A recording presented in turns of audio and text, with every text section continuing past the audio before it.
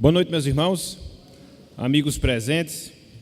Nós iremos, nessa noite de hoje, meus irmãos, amigos, considerar um dos trechos que nós encontramos na carta de Paulo aos Filipenses. Era propósito nosso retomarmos as considerações em Tiago, onde nós paramos, mas, em razão de algumas circunstâncias, achamos por bem hoje tratarmos de um tema que nós não trataríamos se fôssemos seguir a sequência do texto, porém muito necessário, acima de tudo, para nós que somos crentes, componentes da Igreja de Cristo aqui na terra, em especial neste local. Abramos as nossas Bíblias, carta de Paulo aos Filipenses, capítulo 2, e vamos ler o texto que nós encontramos entre os versículos de 1 até o versículo 4. Filipenses, capítulo 2, versículos de 1 até o versículo de número 4. Todos abriram? Diz-nos o seguinte: meus irmãos, meus amigos, a palavra do Senhor. Filipenses 2, versículos de 1 até o versículo de número 4. Se há, pois, alguma exortação em Cristo, alguma consolação de amor, alguma comunhão do Espírito, se há entranhados afetos e misericórdias, completai a minha alegria, de modo que penseis a mesma coisa, tenhais o mesmo amor, sejais unidos de alma, tendo o mesmo sentimento. Nada façais por partidarismo ou vanglória, mas por humildade, considerando cada um os outros superiores a si mesmo. Não tenha cada um em vista o que é propriamente seu, senão também cada qual o que é dos outros. Até aqui, até o versículo 4. Que o Senhor nos abençoe e que Ele aplique a sua santa palavra em nossos corações. Amém. Meus irmãos, meus amigos, a salvação, a obra redentora, a obra salvadora, operada por Deus na vida do ser humano, operada por Deus na vida das pessoas, dentre várias coisas, afeta dois níveis de relacionamentos que nós temos, dois níveis de relacionamentos que nós temos em nossas vidas. Eu vou repetir: a obra redentora, a obra da salvação em Cristo Jesus, produz em nossas vidas, produz na vida humana mudanças em pelo menos dois níveis de relacionamentos e relacionamentos que nós temos nesta vida. Em primeiro lugar, meus irmãos, em primeiro lugar, meus amigos, a obra redentora, ela afeta, ela atinge diretamente o nosso relacionamento com Deus, o nosso relacionamento com o Senhor. Se antes da salvação, conforme nos prescreve, conforme nos ensina a palavra de Deus, nós éramos inimigos do Senhor através das nossas obras, através dos nossos pensamentos, através das nossas motivações, e como consequência, meus irmãos, como consequência, minhas irmãs, nós estávamos distantes, nós estávamos afastados e afastados do Senhor. Na medida em que nós somos salvos, na medida em que a obra da graça ela opera nas nossas vidas, nós somos reaproximados de Deus. Fazemos parte, a partir de então, da sua família e, como consequência, desfrutamos, como consequência, nutrimos comunhão e comunhão com Deus, comunhão e comunhão com o Senhor. Percebem essa primeira mudança de relacionamento que nós experimentamos e que nós vivenciamos em nossa vida? Em que sentido? No sentido do nosso relacionamento e relacionamento com Deus. Contudo, meus irmãos, contudo, meus amigos, quando nós pensamos na obra redentora, nós também chegamos à compreensão que ela afeta também os nossos relacionamentos entre nós que somos salvos, ou entre aquelas pessoas que também foram salvas, entre aquelas pessoas que também, a exemplo do que aconteceu conosco, foram redimidas pelo Senhor. Na medida em que nós somos salvos, na medida em que nós experimentamos da graça redentora de Deus, o Senhor, pelo seu Espírito, meus irmãos, o Senhor, pelo seu Espírito, minhas irmãs, mantém e viabiliza a comunhão que nós temos uns com os outros, a comunhão que nós temos com aquelas pessoas que, repito, a exemplo do que aconteceu conosco, também elas foram salvas em Cristo Jesus. Então, foi por isso que nós afirmamos no início da nossa meditação, foi por isso que nós afirmamos logo na nossa introdução, que a obra redentora, que a obra salvadora, ela afeta diretamente 2 níveis de relacionamentos. Relacionamento com Deus, pois passamos a ter comunhão com o Senhor, mas não só isso, relacionamento também com os demais salvos, com os quais também, uma vez salvos, nós mantemos comunhão com os mesmos. A palavra comunhão, meus irmãos, a palavra comunhão, meus amigos, ela é uma palavra que é extraída, vamos assim dizer, da língua grega, palavra koinonia, e significa literalmente uma comum união. É por isso que nós falamos comunhão, literalmente falando, uma comum união. E é interessante, irmãos, meus amigos, que é justamente acerca desse tema, que é justamente acerca dessa comunhão que Paulo ele está tratando nesse texto que nós acabamos de ler e que nós iremos considerar em alguns dos seus detalhes. Aqui em Filipenses capítulo 2, versículos de 1 até o versículo 4, Paulo, meus irmãos, Paulo, meus amigos, ele está chamando a atenção dos filipenses para a necessidade que eles, os filipenses, teriam e tinham acerca da unidade, acerca da união, acerca da comunhão no corpo de Cristo. Então, se nós pudéssemos resumir, se nós pudéssemos sintetizar em poucas palavras todo esse trecho que nós acabamos de ler, do versículo 1 até o versículo número 4, nós vemos Paulo, inspirado por Deus, dando esse tratamento, chamando a atenção, exortando aqueles irmãos quanto à necessidade que eles tinham de manter a unidade, de manter a união, de manter a comunhão no corpo de Cristo. De maneira geral, um pouco antes, no capítulo 1, versículo 27, parte final do versículo 27, o apóstolo Paulo ele já tinha chamado a atenção desse fato. A necessidade, repito, do corpo de Cristo em Filipos manter e vivenciar a comunhão, a unidade cristã. E a partir de agora, versículos de 1 até o versículo 4 do capítulo 2, ele vai detalhar essa necessidade, ele vai detalhar a urgência que aqueles irmãos tinham para, de fato, vivenciarem a comunhão e a comunhão no corpo de Cristo.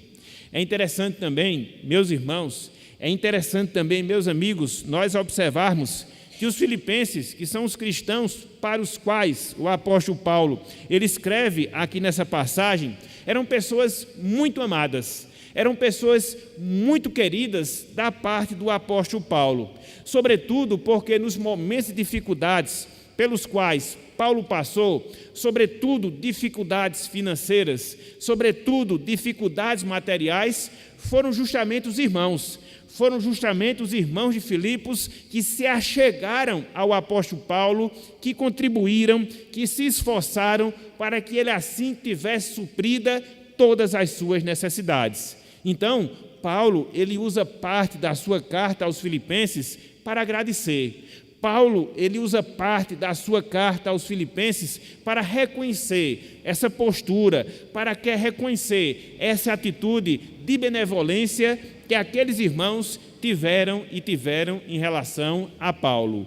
Contudo, também nesta carta, sabedor de algumas dificuldades que aqueles irmãos tinham em termos de união, em termos de unidade, em termos de fraternidade cristã, Paulo também, ele chama a atenção para essa necessidade, mostrando em relação aos filipenses a obrigação que eles tinham de viverem em comunhão, de viverem em união uns com os outros. E aí, meus irmãos, E aí, meus amigos, quando nós pensamos, quando nós consideramos acerca dessas coisas, nós chegamos à conclusão que hoje, mais do que nunca, nós temos a urgência, nós temos a carência, nós temos a necessidade de falarmos e falarmos acerca da comunhão cristã, de falarmos e falarmos acerca da unidade que nós devemos ter, que nós devemos desenvolver, que nós devemos manter dentro do corpo e do corpo de Cristo.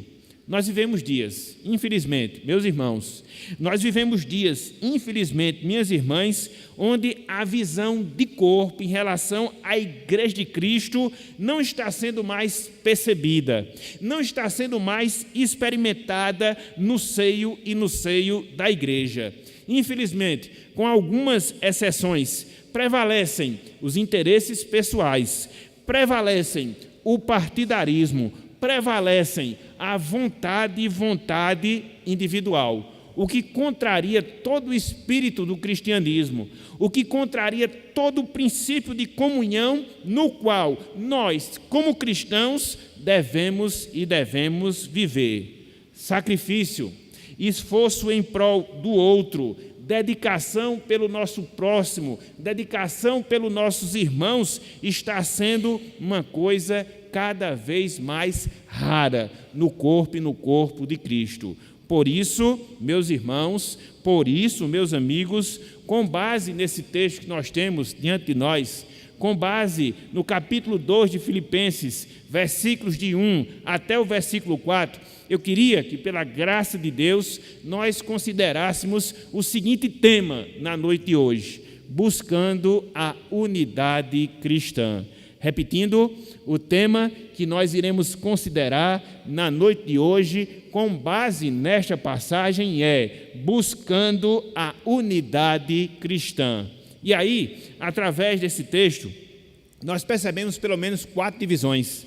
Através desse texto, nós percebemos pelo menos 4 pontos, os quais nós iremos destacar, baseados em cada um desses versos que nós temos diante de nós. Versículo 1, versículo 2, versículo 3 e também o versículo número 4. Então vamos discorrer pelo texto em si, vamos aprender o que Paulo está aqui nos ensinando, para que através desse ensino percebamos esses pontos e nos sintamos desafiados a vivenciarmos aquilo que nós temos e temos aqui nessa passagem. Em primeiro lugar, meus irmãos, em primeiro lugar, meus amigos, eu queria que nós atentássemos para os fundamentos da unidade cristã. Eu queria que nós atentássemos para os fundamentos da unidade cristã. Onde é que se baseiam a nossa unidade? Onde é que se baseia a nossa unidade como corpo de Cristo? Onde é que está firmada a nossa comunhão cristã? Onde é que nós podemos firmar a comunhão que nós devemos ter uns com os outros? Então, é o primeiro ponto. Então, é a primeira parte da nossa meditação na noite de hoje e, para tanto, eu lhes convido a considerarem ou a acompanharem o versículo 1. Filipenses capítulo 2, verso número 1. Filipenses capítulo 2, verso número 1. Diz-nos o seguinte, a palavra do Senhor. Filipenses 2, versículo número 1. Se há, pois, alguma exortação em Cristo, alguma consolação de amor, alguma comunhão do Espírito, se há entranhados afetos e misericórdias. Entranhados afetos e misericórdias. É interessante, meus irmãos, é interessante, meus amigos, que antes de exortar os filipenses quanto à necessidade que eles tinham de viver em união, a necessidade que eles tinham de viver e viver em unidade, Paulo, aqui nesse verso número 1, Paulo, aqui no verso número 1, ou no verso 1, melhor dizendo, ele chama a atenção para algumas bênçãos. Ele chama a atenção para alguns benefícios espirituais que nós temos e temos em Cristo Jesus. Mas aí nós podemos nos perguntar, mas por que será que Paulo ele trata acerca dessas bênçãos? Afinal de contas, o seu objetivo, afinal de contas, a sua finalidade não é falar de comunhão? Por que ele vai retratar ou por que ele vai descrever algumas bênçãos espirituais?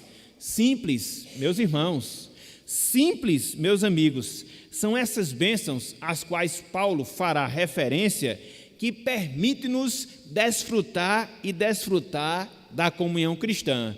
Então, sem que nós experimentemos essas bênçãos, sem que essas bênçãos se tornem reais nas nossas vidas, nós não podemos, em hipótese alguma, desfrutar da verdadeira comunhão que nós temos e nós temos como povo de Deus, da verdadeira comunhão que nós temos como membros do corpo de Cristo. Isto eu não queria jamais que vocês saíssem nessa noite de hoje sem perceberem esse fato, sem perceberem essa realidade. Repito, Paulo aqui, ele vai descrever 4 bênçãos. Paulo aqui, ele vai descrever 4 benefícios espirituais decorrentes da salvação em Cristo Jesus, que permite a mim, que permite a você, que permite a cada um de nós, em virtude de nós termos essas bênçãos, desfrutarmos da comunhão cristã, desfrutarmos da unidade dentro do corpo de Cristo. É por isso que Paulo fala exortação em Cristo. É por isso que Paulo fala em consolação do amor. É por isso que Paulo fala em comunhão do Espírito. É por isso que Paulo fala em afetos e misericórdias. Por quê? Porque essas 4 bênçãos, meus irmãos, essas 4 bênçãos, meus amigos, constituem na base da nossa comunhão e da nossa comunhão cristã. Se nós somos como nós cantamos agora há pouco, se nós fazemos parte do corpo de Cristo, isso se dá. Isso é um reflexo, dentre várias coisas, por causa dessas bênçãos que cada um de nós que temos em Cristo Jesus experimentamos da parte de Deus. Mas vamos esmiuçar essas bênçãos, vamos esmiuçar o que Paulo está aqui nos ensinando para que possamos ter uma compreensão mais aprofundada da passagem. Qual é a primeira bênção que baseia a nossa comunhão cristã? Ele fala a comunhão que nós temos em Cristo Jesus. É por isso que logo no início do versículo 1, Paulo diz, exortação em Cristo. A palavra exortação aqui, ela significa literalmente encorajamento. A palavra exortação aqui, ela significa literalmente estímulo. A palavra exortação aqui, ela significa literalmente consolação. É a palavra que na língua original vai denominar o Consolador, que é justamente o Espírito Santo. Então, aqueles irmãos para os quais Paulo escreve, eles haviam sido... Aqueles irmãos para os quais Paulo escreve, eles estavam sendo encorajados, eles estavam sendo confortados em Cristo Jesus. Era a bênção, era o benefício que eles tinham e tinham da parte de Deus. É a bênção, é o benefício, meus irmãos, que nós também temos e temos da parte de Deus. Experimentamos intimamente o conforto e a consolação de Cristo em nossas vidas. Portanto, na medida em que eles experimentavam aquelas bênçãos, eles eram capacitados, meus irmãos, eles eram capacitados, meus amigos, em viver em união, em viver em unidade com as demais pessoas que também experimentavam dessa mesma bênção, da consolação em Cristo Jesus. Então, se eu, como salvo em Cristo Jesus, experimento da consolação de Cristo, se eu sou encorajado em Cristo, se eu sou exortado em Cristo, o meu irmão que também experimenta dessa mesma realidade, ele experimenta dessa bênção e isso permite que eu, juntamente com ele, possamos ter unidade, possamos ter comunhão. É a primeira base, é o primeiro alicerce sobre o qual repousa a nossa comunhão cristã. Mas é somente este? Não. Paulo fala também de consolação de amor. Paulo fala também de consolação de amor. É por isso que o texto diz, alguma consolação de amor. Essa bênção, meus irmãos, essa bênção, meus amigos, indica a experiência de amor em Cristo que aqueles irmãos desfrutavam. Uma vez que nós somos salvos em Cristo Jesus, nós experimentamos do amor de Cristo nas nossas vidas. Nós experimentamos do amor de Cristo em nossos corações. Não dá.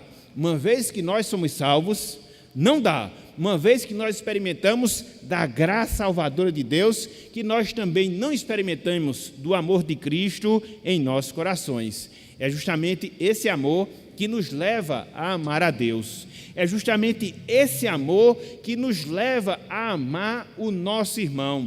É justamente esse amor que me dá as condições de manter comunhão com o meu próximo em Cristo Jesus. Então, é um benefício que possibilita a minha comunhão. Primeiro dele, o encorajamento em Cristo. Segundo deles, a consolação de amor. Mas não só isso. Paulo, ele retrata também uma terceira bênção que nós temos em Cristo Jesus.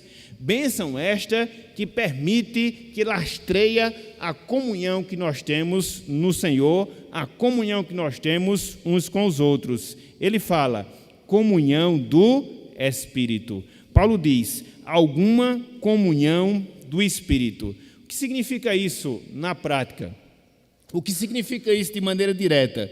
Consiste, meus irmãos, meus amigos, em uma íntima relação que nós temos com o Espírito Santo, pelo fato do Espírito Santo ter nos regenerado, pelo fato do Espírito Santo ter nos feito sua habitação. É isso que Paulo estava ensinando aos irmãos filipenses. É isso que Paulo também nos ensina. Uma vez que nós temos comunhão com o Espírito, uma vez que nós somos morada do Espírito Santo, nós estamos ligados uns com os outros, que também experimentam dessa bênção, que também desfrutam dessa realidade. Então, Paulo fala da exortação em Cristo como uma das bênçãos, Paulo fala da consolação do amor, Paulo fala da comunhão do Espírito e Paulo também fala dos afetos e da misericórdia. Finalzinho do versículo 1, ele diz, se há entranhados afetos e misericórdias. Se há entranhados afetos e misericórdias. Paulo aqui, meus irmãos, Paulo aqui, meus amigos, nessa parte final do versículo 1, ele menciona duas palavras interessantes. Ele menciona duas palavras interessantíssimas que nos ajudam a compreender de maneira mais detalhada esse benefício que nós temos da parte do Senhor. Em primeiro lugar, ele chama a atenção, em primeiro lugar, ele fala da palavra afetos. O que significa isso? Consiste, meus irmãos, meus amigos, na sensibilidade que nós temos em relação às necessidades, em relação aos sentimentos das outras pessoas. Repetindo, a palavra afeto aqui, ela consiste em uma sensibilidade em relação às necessidades, uma sensibilidade em relação aos sentimentos das outras pessoas. Agora, não é qualquer sensibilidade, não. A palavra, no seu sentido original, aponta para uma profunda, aponta para uma íntima sensibilidade que nós temos em relação às necessidades, em relação aos sentimentos das outras pessoas. É por isso que Paulo fala em entranhados afetos de misericórdia. Ele tira aqui uma linguagem da medicina do seu tempo, que traduzia as palavras vísceras na nossa língua, para mostrar que não é qualquer afeto, mas é um afeto muito íntimo, muito interior, muito profundo, que nós temos em relação ao nosso próximo. Quer seja em relação às suas necessidades, quer seja em relação aos seus sentimentos. É um benefício que nós temos em Cristo Jesus. Mas não só isso, ele fala acerca da misericórdia. Na prática, significa compaixão que nós sentimos em relação aos outros. Então, esses sentimentos, entranhados afetos e misericórdia, eles estiveram presentes na pessoa de Deus, razão pela qual Deus tem nos chamado em Cristo Jesus. E na medida em que esses sentimentos estiveram presentes na pessoa de Deus, razão pela qual Ele nos salvou, na medida em que esses sentimentos estão presentes na pessoa de Deus, nesse relacionamento que nós temos, com Ele, então, o natural, então, a consequência é que essas mesmas coisas, elas se deem também no que tange os nossos relacionamentos dentro do corpo de Cristo. Então, foi o benefício que nós desfrutamos, de Deus ter compaixão de nós. É o benefício que nós desfrutamos pelo fato de Deus, Ele ter se afetuado a cada um de nós, nos salvando, nos regenerando e permitindo que nós possamos ser um só com as demais pessoas que também foram alvo dessa mesma bênção, desse mesmo benefício do Senhor. Então, são as 4 bases, vamos assim dizer, sobre as quais repousam a nossa comunhão cristã.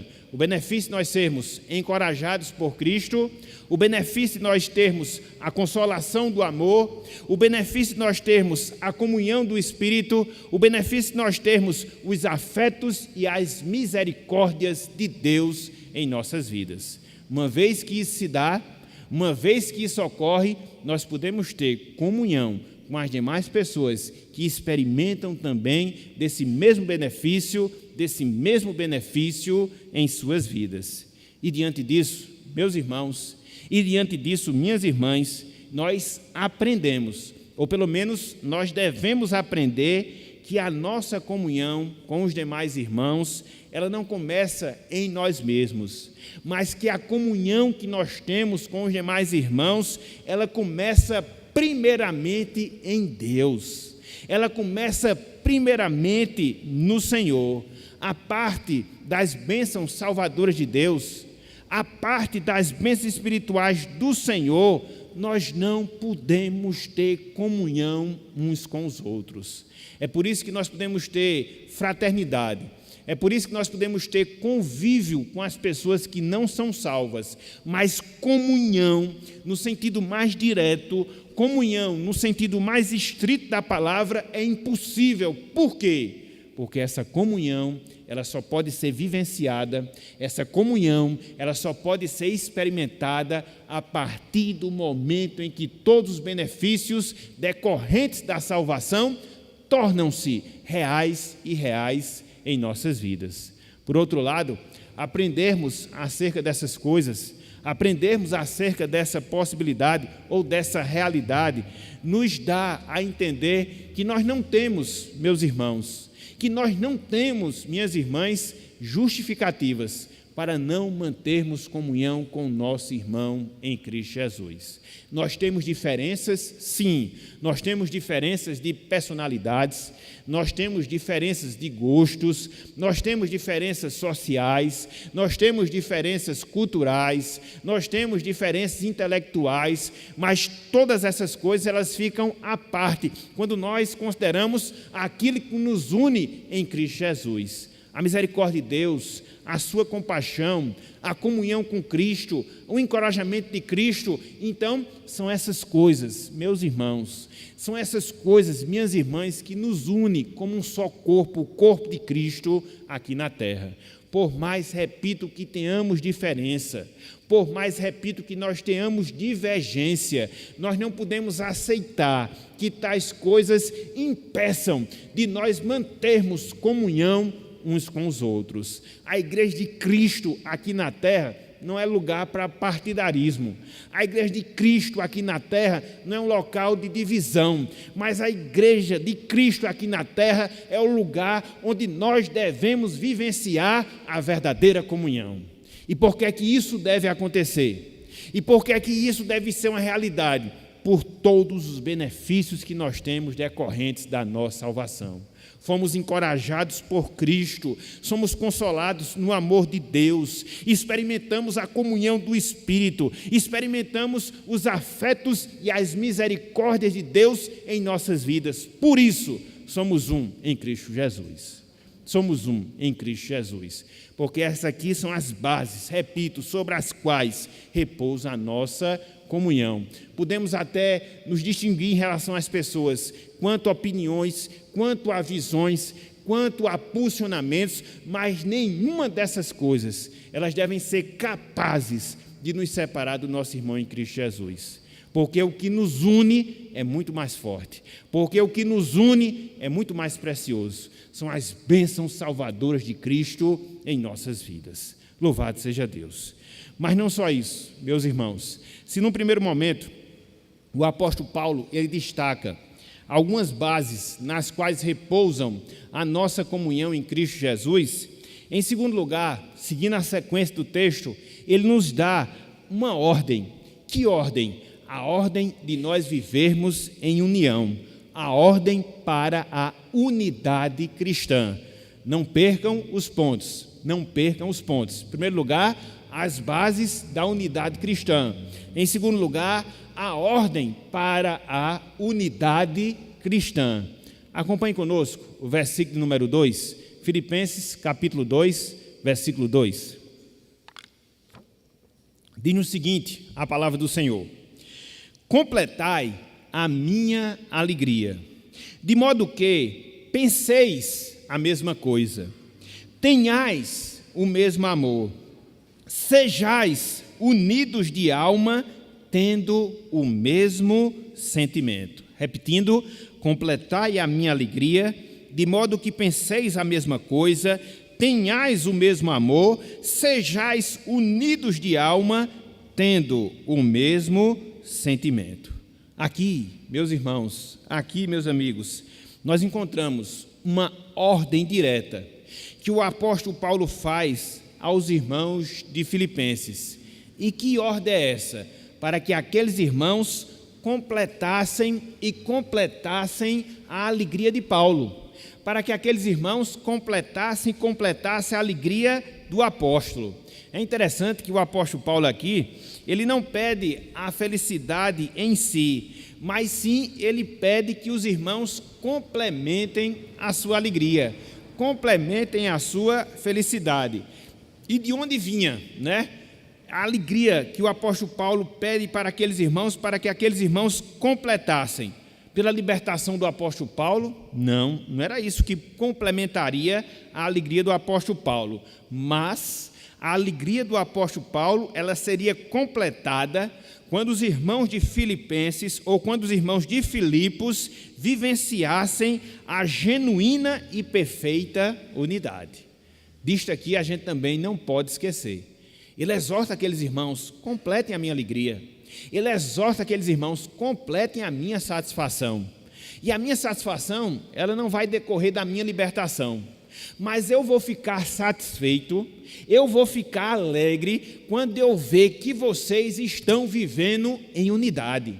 Quando eu ver que vocês estão vivenciando a genuína comunhão cristã. Através de quê? Unidade de pensamento. Através de quê? Unidade de sentimento. Através de quê? Unidade espiritual. Era assim que Paulo iria se alegrar. Ele não pensava nele em si, mas ele seria alegre, ele seria satisfeito completamente quando ele percebesse que aqueles irmãos de Filipenses vivenciavam a verdadeira comunhão cristã.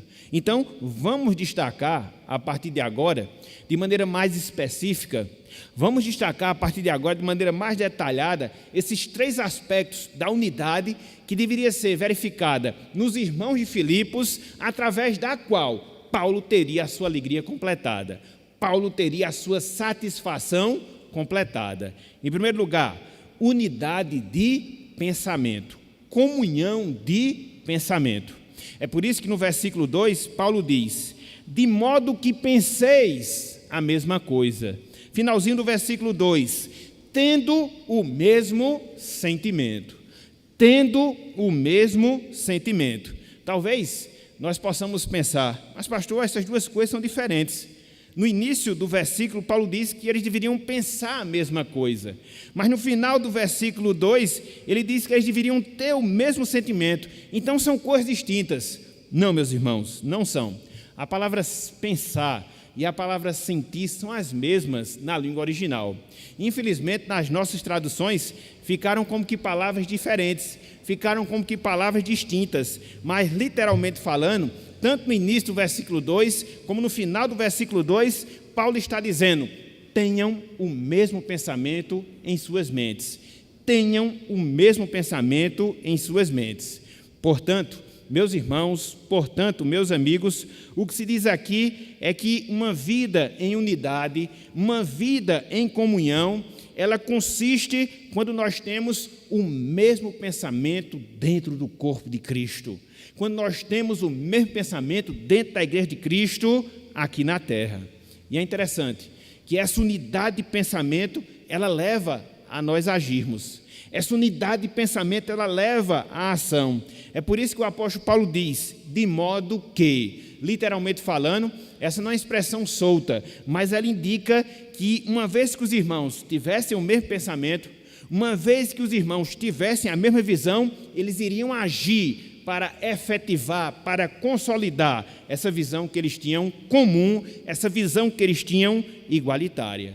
E aí nós paramos, meus irmãos, e aí nós paramos, minhas irmãs, e refletimos nas seguintes indagações. Será que nós já paramos para pensar? Será que nós já paramos para refletir no que nós, como membros da Igreja de Cristo aqui na terra, podemos fazer em prol da causa quando nós tivermos o mesmo pensamento nas nossas vidas? Ah, meus irmãos, como a igreja iria se desenvolver. Ah, meus irmãos, como a igreja, ela iria expandir o reino de Deus aqui na terra, quando não fosse o nosso pensamento que prevalecesse no seio da igreja, quando não fosse a nossa visão que prevalecesse no corpo de Cristo, mas que nós tivéssemos uma mesma visão, uma visão igualitária, e essa visão nos levasse a fazer com que o reino de Deus crescesse cada vez mais na terra, crescesse cada vez mais aqui nesta vida, aqui nessa existência. Às vezes a gente perde tanto tempo com confusões, com pensamentos diferentes, com pensamentos distintos, quando nós deveríamos convergir o nosso pensamento, quando nós deveríamos pensar uma mesma coisa, vivermos para a glória de Deus, vivermos para expandir o seu reino, vivermos para que Cristo se tornasse conhecido perante as outras pessoas. Essa deve ser a visão, a qual nós devemos comungar na nossa vida, para que assim tenhamos essa unidade de pensamento tão requerida pelo apóstolo Paulo aos filipenses, para que a sua alegria ela fosse completada. Então, eles deveriam ter unidade de pensamento. Mas não só isso, eles também deveriam ter unidade de sentimento. Não é só um só pensar, mas também é um só sentir. Olha só o que nós encontramos aí no versículo 2. Filipenses capítulo 2, versículo 2, Paulo os exorta: tenhais o mesmo amor. Tenhais o mesmo amor. O amor ao qual Paulo faz referência aqui foi o sentimento que fez com que Deus nos chamasse para a salvação. O amor ao qual o apóstolo Paulo faz referência aqui foi o amor que levou a Cristo, meus irmãos. Foi o amor que levou a Cristo, minhas irmãs, a morrer por nós na cruz do Calvário. E é justamente esse mesmo sentimento, é justamente esse mesmo amor que deve estar presente nas nossas vidas, nos nossos relacionamentos cristãos, nos nossos relacionamentos como membros do corpo de Cristo. É justamente isto o que o apóstolo Paulo ele está falando aqui. E na medida em que nós compreendemos esse fato, na medida em que nós entendemos essa unidade de sentimento, esse mesmo amor que nós devemos ter uns pelos outros, nós vamos chegar naturalmente à conclusão que não deve existir divisões, não deve existir partidarismo dentro da igreja, selecionarmos os irmãos com os quais nós devemos conviver e conviver. Não, isso é um erro, isso é um equívoco, isso fere frontalmente o cristianismo. Que coisa triste, meus irmãos, que coisa triste, minhas irmãs, é nós vermos esse tipo de acepção, é nós vermos esse tipo de divisão dentro da igreja de Cristo. Nós não podemos agir assim. Estamos desfazendo a obra redentora de Cristo em nosso favor. Estamos desfazendo o amor que Deus teve para conosco. Estamos desfazendo o amor que Cristo teve para conosco. É por isso que Paulo nos exorta para que nós não só tenhamos unidade de pensamento, mas também que nós tenhamos unidade de sentimento. Então, que nós evitemos, meus irmãos, que nós evitemos, minhas irmãs, atitude diferente desta que Paulo recomenda a cada um de nós aqui.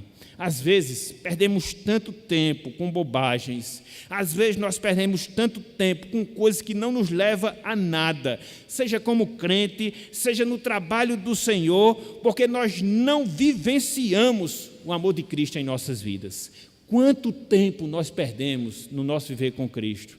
Porque o amor não é vivenciado, o amor não é experimentado e criamos questões as mais variadas possíveis, impedindo o aprofundamento da nossa comunhão, impedindo o crescimento da causa de Deus aqui na terra. Por isso que precisamos de unidade de sentimento, para que assim possamos desfrutar da comunhão e possamos assim alegrarmos a Deus por aquilo que fazemos e fazemos segundo a sua vontade. Então Paulo fala em unidade de pensamento, Paulo fala em unidade de sentimento, mas também Paulo fala de unidade espiritual. Unidade espiritual. É por isso que ele diz: sejais unidos em uma só alma, sejais unidos de alma. Literalmente falando, essa expressão, meus irmãos, unidos de alma, significa dois corações batendo como um só. Se a gente pudesse fazer uma tradução aqui bem literal, por isso que eu gosto de fazer essas observações, significa justamente isso: dois corações batendo como um só. É a expressão traduzida como unidos de alma. Então, aqui nós somos exortados a termos essa unidade interna em cada um de nós, unidade de pensamento para nós agirmos de maneira comum, mas também unidade interna para nós termos uma só motivação, e assim levarmos a obra de Deus à frente para a glória do seu nome. Mas aí você pode perguntar: como é que eu vou ter uma unidade de motivação? Como é que eu vou ter dois corações batendo em um só? Simples, olha o exemplo de Cristo, simples. Olhe o modelo de Cristo, veja que ao longo da sua vida, ao longo do seu ministério, o alvo de Cristo foi glorificar a Deus e realizar a sua vontade. Quando você temos esse mesmo objetivo, quando eu, como você, temos essa mesma finalidade, os nossos corações estão batendo como um só. E aí nós temos unidade de alma, nós temos unidade espiritual. Enquanto a gente não atentar para Cristo, enquanto a gente não procurar reconhecer e seguir o modelo de Cristo, isso nunca vai ser verificado na nossa vida. Mas na medida, repito, que você, que cada um de nós tivermos como objetivo a glória de Deus, tivermos como objetivo realizar a vontade de Deus, nós teremos essa unidade espiritual nas nossas vidas. Os nossos corações baterão como um só. Por isso, meus irmãos, minhas irmãs, a necessidade que nós temos, conforme nós estamos estudando, de vivermos uma vida andando nos passos de Jesus, de vivermos uma vida procurando espelhar, procurando nos assemelhar cada vez mais em Cristo Jesus. Na medida em que nós fazemos isso individualmente falando, como consequência teremos unidade espiritual, como consequência teremos unidade de sentimento, como consequência teremos unidade de pensamento e desfrutaremos da verdadeira comunhão cristã, que é a exortação que o apóstolo Paulo ele faz aqui. Então, no primeiro momento, Paulo fala das bases da unidade cristã. Em um segundo momento, Paulo exorta para a unidade cristã. E em terceiro lugar, meus irmãos, meus amigos, Paulo também fala da origem da unidade cristã. Onde é que brota a unidade cristã? Onde é que a nossa comunhão cristã ela se origina? Aonde? Paulo fala no versículo 3. Acompanhe conosco. Filipenses capítulo 2, versículo 3. Diz o seguinte: nada façais por partidarismo ou vanglória, mas por humildade, considerando cada um os outros superiores a si mesmo. Repetindo, nada façais por partidarismo ou vanglória, mas por humildade, considerando cada um os outros superiores a si mesmo. Aqui nesse verso, de número 3, meus irmãos, meus amigos, o apóstolo Paulo está tratando acerca daquilo que promove, acerca daquilo que produz, ou de onde se origina a nossa unidade como corpo cristão, a nossa unidade como corpo de Cristo aqui na terra. De onde é que brota a nossa comunhão? Paulo fala da nossa atitude e atitude humilde. Paulo fala do nosso comportamento e comportamento humilde. É por isso que ele faz essa exortação, para que os irmãos fossem humildes, para que os irmãos agissem em humildade. E na medida em que isso se verificasse, eles iriam desfrutar da verdadeira comunhão cristã em suas vidas. Então, de onde se origina a humildade? De onde se origina a unidade? A unidade se origina da humildade. E é interessante que aqui nesse verso número 3, Paulo ele diz aquilo que não é humildade, e Paulo retrata aquilo que é humildade, para que nós possamos aprender o que de fato é humildade, desenvolvê-la nas nossas vidas e assim vivermos em união. Então vamos considerar essas definições que Paulo faz acerca da unidade. Em primeiro lugar, meus irmãos, em primeiro lugar, meus amigos, humildade não é agir com partidarismo. Humildade não é agir por ou com partidarismo. É por isso que Paulo fala, nada façais por partidarismo. Nada façais por partidarismo. A palavra partidarismo que nós temos aqui, literalmente falando, significa egoísmo. Então era como que Paulo estivesse dizendo, nada façais por egoísmo, literalmente falando. É agir com intuito, é agir com o fim de se destacar em relação aos outros. A pessoa egoísta, ela é essencialmente assim. Ela pensa em si e quer sempre se destacar em detrimento das outras pessoas. E por isso ela acaba agindo com partidarismo. É proceder, meus irmãos, é proceder, meus amigos, buscando a glória para si. Quem tem este sentimento não é uma pessoa humilde. Quem age dessa forma, quem procede dessa maneira, promove tão somente divisão. E como nós vemos, no sentido prático, essas coisas acontecendo. Líderes que querem se autopromover, líderes que querem se autoglorificar, e se for necessário dividir, ele divide, para que o seu objetivo venha a ser alcançado, para que ele possa desfrutar dessa vanglória, desse egoísmo em relação à sua própria imagem. Mas não é assim que a palavra de Deus nos ensina. Não é assim que o Evangelho de Cristo, ele nos determina. Então, humildade, em primeiro lugar, não é agir com partidarismo. Em segundo lugar, humildade não é agir com vanglória. Humildade não é agir com vanglória. É por isso que Paulo fala, nada façais por partidarismo, e depois completa, nada façais por vanglória. A palavra vanglória aqui, meus irmãos, a palavra vanglória aqui, meus amigos, significa buscar a honra para si mesmo. Existe uma diferençazinha pequena em relação ao partidarismo. Aqui é buscar honra para si mesmo. E com o detalhe, é se colocar sempre como superior aos outros. Então, a vanglória aqui tem a ver em você buscar honra para si, sempre se colocando de maneira superior às demais pessoas. Aos santos, meus irmãos, aos santos, minhas irmãs, não tem espaço ou não cabe esse tipo de sentimento. Na verdade, quanto mais nós somos piedosos, quanto mais nós buscamos uma vida de santidade, quanto mais nós buscamos nos consagrar a Deus, mais nós agiremos como Cristo.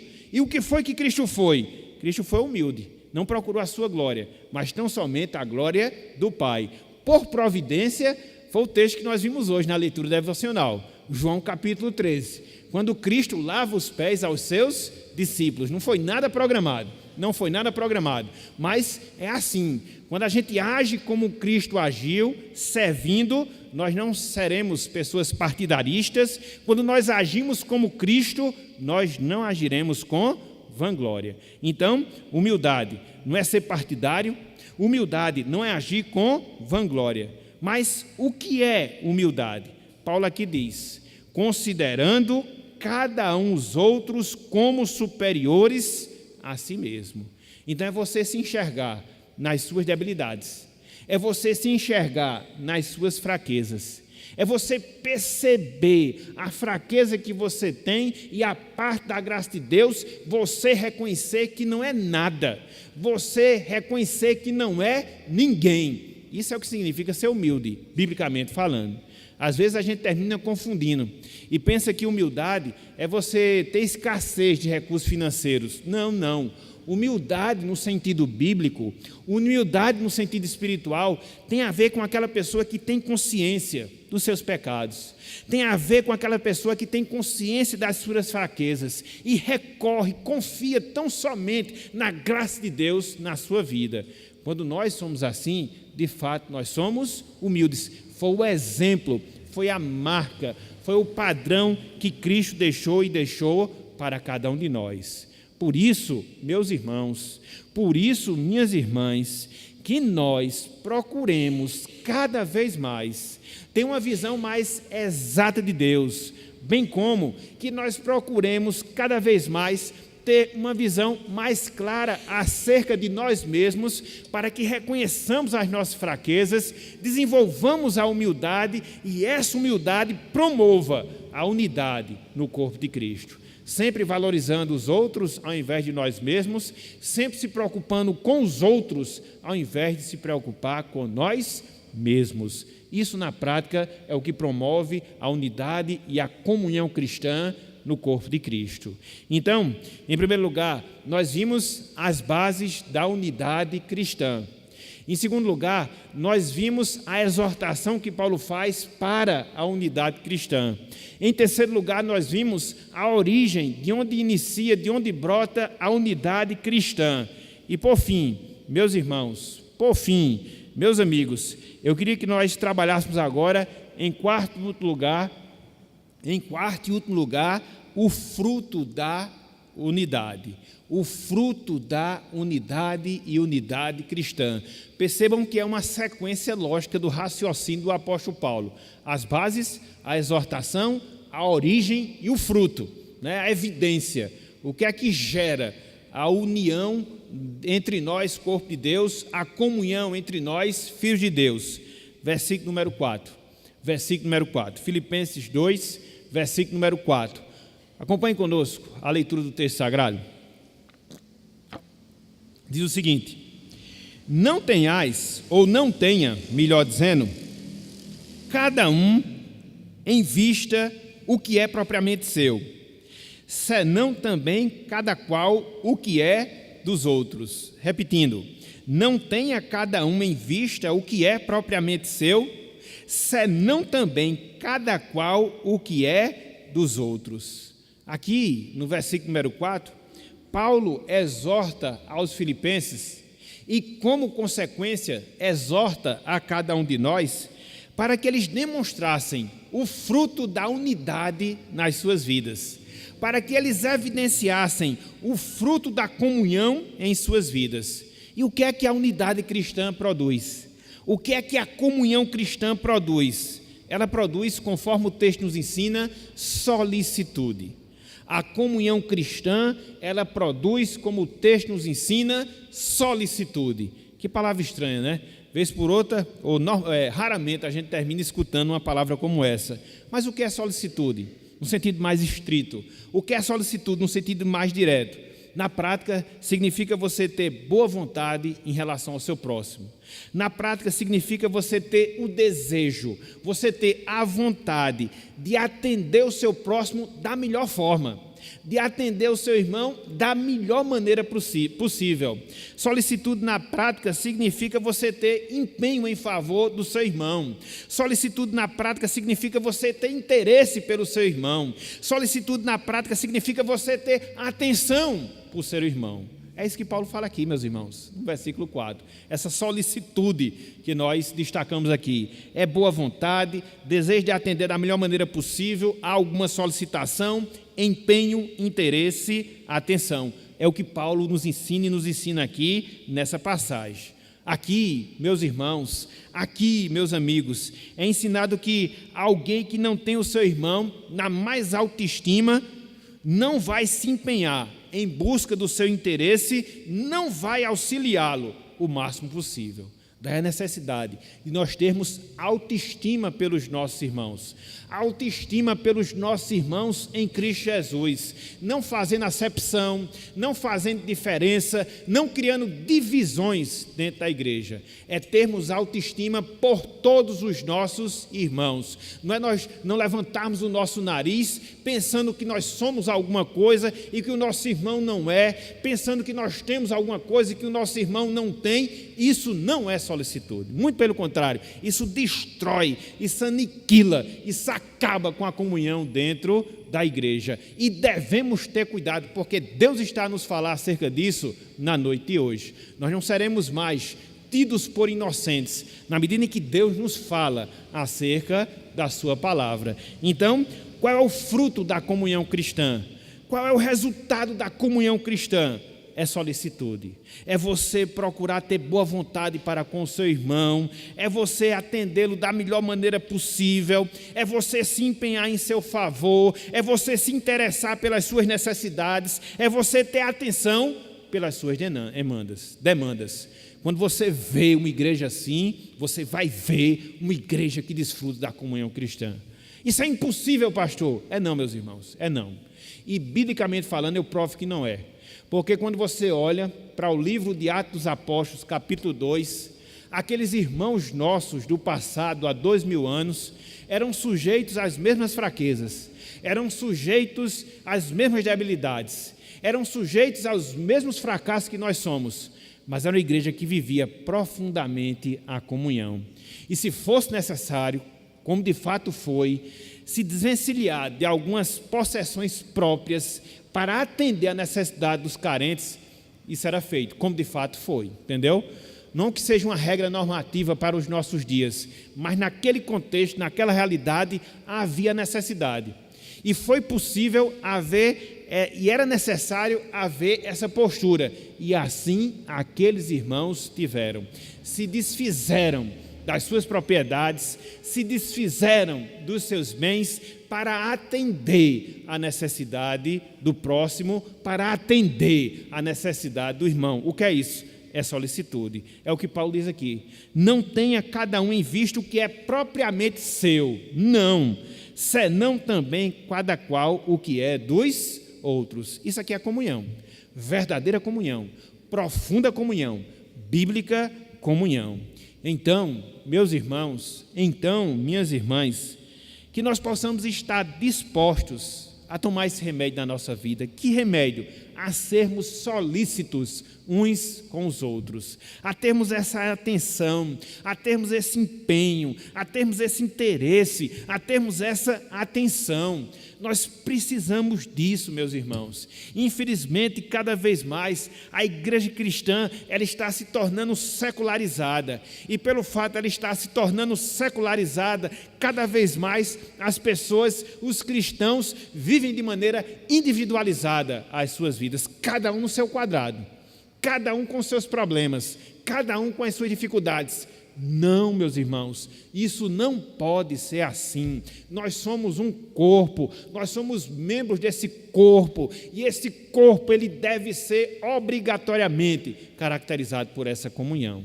Então que nós aproveitemos os instantes que nós aproveitemos os momentos tão raros e escassos que nós temos. Para quê? Para podermos estreitar mais os nossos laços uns com os outros, sabermos e compartilharmos das nossas dificuldades, sabermos e compartilharmos das nossas bênçãos, nos alegrar com os nossos irmãos, sofrer com os nossos irmãos, porque é isto que significa ser igreja de Cristo aqui na terra. Qualquer coisa distante disso é um grupo de pessoas, mas não é igreja. Qualquer coisa distante disso, você pode ser qualquer coisa, mas não o membro ou os membros, a efetivação dos membros do corpo de Cristo aqui na terra. Você pode se assemelhar a qualquer sociedade, você pode se assemelhar a qualquer sindicato, você pode se assemelhar a qualquer organização, menos a igreja de Cristo. Menos a igreja de Cristo. Então, que nós possamos estar dispostos em tomar esse remédio, de nós sermos solícitos para que assim e somente assim vivenciarmos a comunhão cristã como de fato nós devemos vivenciá-la. Portanto, meus irmãos, meus amigos, nessa noite de hoje nós vimos 4 pontos relacionados à comunhão cristã. Em primeiro lugar, nós vimos o fundamento ou os fundamentos nos quais se baseiam essa unidade cristã. Em segundo lugar, nós vimos a ordem, a exortação de Paulo para que nós tenhamos essa unidade cristã. Em terceiro lugar, nós consideramos a origem dessa unidade cristã e, em quarto lugar, nós atentamos para os frutos ou fruto dessa unidade e unidade cristã. Contudo, antes de nós encerrarmos a nossa palavra na noite de hoje, nós queríamos nos dirigir de maneira específica, queríamos nos dirigir de maneira direta àquelas pessoas que ainda não experimentam da salvação. Tudo isso que nós falamos acerca da comunhão cristã, tudo isso que nós falamos acerca da unidade do corpo de Cristo, pode ser uma realidade na sua vida, pode ser uma realidade no seu viver aqui na terra, desde que você se volte para Cristo, reconhecendo como seu Senhor, reconhecendo como seu Salvador pessoal. Na medida em que isso se dá na sua vida, na medida em que você faz esse reconhecimento, você vai mudar na sua vida aqueles 2 tipos de relacionamentos que nós falamos no início da nossa meditação. Em primeiro lugar, você passará a ter um relacionamento de comunhão com Deus. E em segundo lugar, você também passará a ter um relacionamento com todos aqueles que mantêm essa comunhão com o Senhor.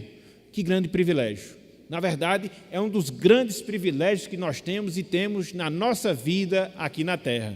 Talvez a vida em comunhão, talvez a vida na Igreja de Cristo, ela impunha alguns desafios para cada um de nós, conforme nós estamos colocando aqui de maneira bem real, mas não existe nada melhor. Não existe nada melhor do que pertencer à família de Deus. Não existe nada melhor do que pertencer ao corpo de Cristo aqui na terra, porque é ao pertencer ao corpo de Cristo aqui na terra que vai lhe dar a garantia de você estar como povo de Cristo na presença de Deus lá na eternidade. E é isso, e é para isso que o Evangelho lhe conclama, o Evangelho lhe chama, o Evangelho lhe exorta. Volte-se para Cristo, reconheça-o como seu Salvador pessoal, confesse os seus pecados, faça parte do seu corpo, viva em comunhão com o corpo de Cristo aqui na terra, repito, para que na eternidade você também possa vivenciar essa mesma realidade na presença de Deus. Portanto, meus irmãos, meus amigos, que Deus ele nos abençoe, que Deus ele aplique a sua palavra em nossos corações e que nós possamos sair nessa noite de hoje conscientes, notificados de todas essas verdades que nós consideramos e que nós lutemos, que nós nos empenhemos de vivermos a comunhão cristã para a glória de Deus.